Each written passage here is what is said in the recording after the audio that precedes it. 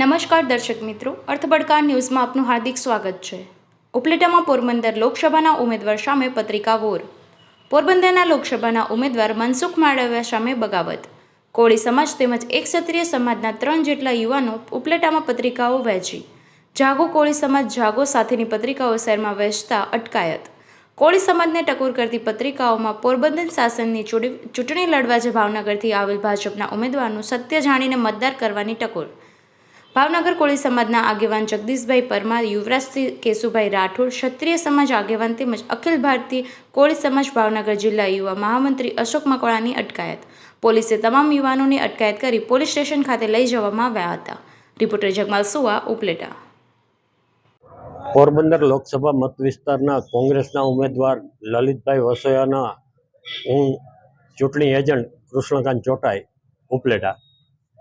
ગઈકાલે અમારા કાર્યકરો શહેરમાં પત્રિકા વેચી અને પ્રચાર કરતા હતા। એ દરમિયાન આખો દિવસ પ્રચાર કર્યો।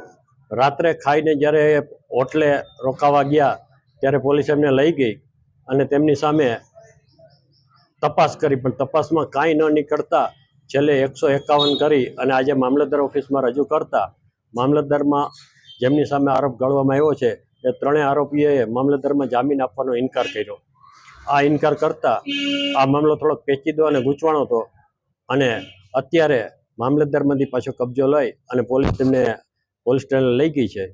આગળની કાર્યવાહી માટેની કાર્યવાહી ચાલુ છે, પણ ગેરકાયદેસર અમારા કાર્યકરને અટકાયત કરી તેવી અમારી લાગણી છે અને આ લાગણીને ધ્યાને આપીને અમે મામલતદારમાં અમારી લીગલ ટીમ છે, દિલીપભાઈ અને બાબુલભાઈ, તેમને લીગલ ફાઇટ આપી અને હજુ પણ કાયદાકીય કાર્યવાહી જે કંઈ કરવાની થશે એ અમે કરશું। મારું નામ અશોકભાઈ વિઠ્ઠલભાઈ મકવાણા, અખિલ ભારતીય કોળી સમાજ ભાવનગર જિલ્લા મહામંત્રી। અહીં હું 4 દિવસથી આવ્યો છું। મારા સમાજનો જે ભાવનગર જિલ્લામાં જે અત્યાચાર થયા છે એ અત્યાચારને લડવા આવેલા ઉમેદવાર સામે હું મારા સમાજને જાગૃત કરવા માટે આવ્યો છું। આજે 4 દિવસના લડત લડતો હતો।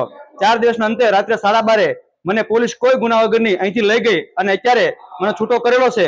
હું મારા સમાજની દીકરીઓના ન્યાય અને જે કોળી સમાજની જમીનો પચાવી પાડેલી છે એના ન્યાય માટે હું લડવા આવ્યો છું। કેટલા વાગે તમને લઈ ગયા હતા અને કેટલા વાગે છોડવામાં આવ્યું? મને 12:30 લઈ ગયા હતા રાત્રે હોટલ ઉપરથી પોલીસની ગાડી આવીને, અને અત્યારે મને લગભગ મારા ખ્યાલ મુજબ 5 વાગે છોડ્યો છે। મને કયા ગુના બાબત તમને લઈ ગયા? કયો ગુનો છે મને હજી પોલીસે નથી કીધું।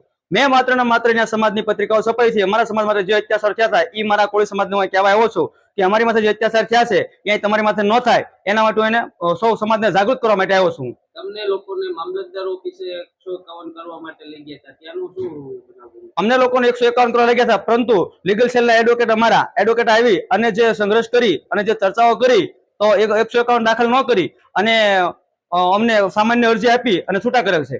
તો એના પછી તમે શું પોલીસ ઉપર એક્શન લીધી?